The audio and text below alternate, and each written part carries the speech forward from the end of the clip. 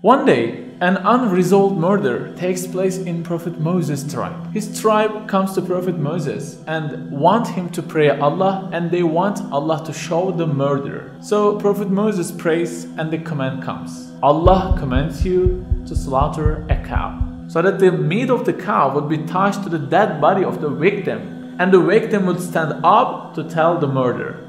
After this command, people get shocked.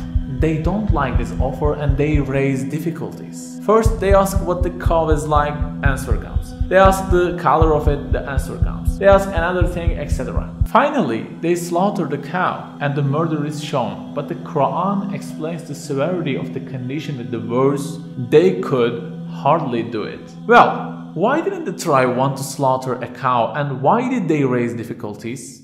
Guys, Prophet Moses' tribe used to live in the places reminding paradise, like surroundings of the river Nile, when compared with the deserts of Egypt, which were like the reminiscent of hell. So agriculture was very important.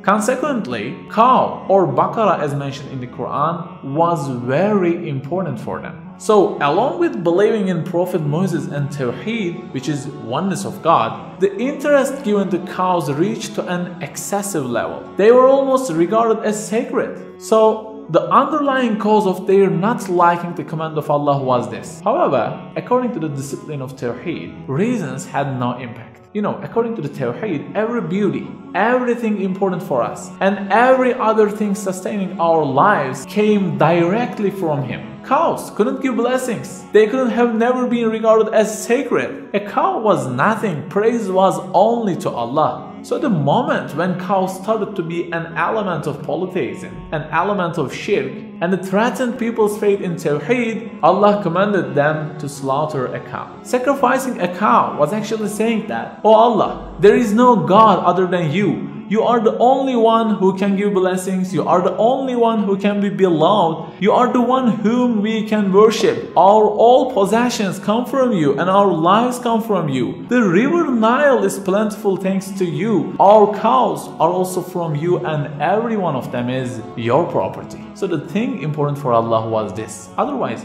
their meat will not reach Allah, nor will their blood. Okay, guys.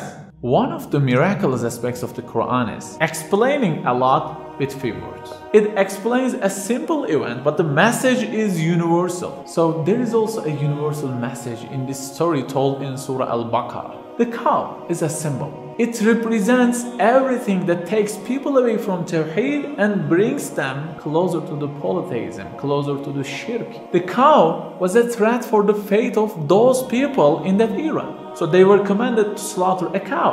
Well, what are the things that threat our Tawheed belief? For example, if we believe that there is no mahbub, which means beloved one, other than Allah, and the others can only be loved for Him, and they can be loved in the way He orders. So why don't we sacrifice our prohibited loves, haram dates, to prove it? Or if we believe that there is no Razak but Allah, there is no all provider except Allah, and if we still don't sacrifice our prohibited haram earnings and stop charging interest, how can our faith become realistic? Are we sure we have a faith in the fact that money can't give us peace? Or is it just a kind of God for us? Or, as a physical act of the verse, I didn't create the jinn and mankind except to worship me. Shouldn't we sacrifice the things that are full of haram and for which we spend hours, such as Hollywood movies, meaningless TV series, and the time we spend in cafes which are full of gossip? This list is ever lengthening. Okay, guys, it is wanted from us that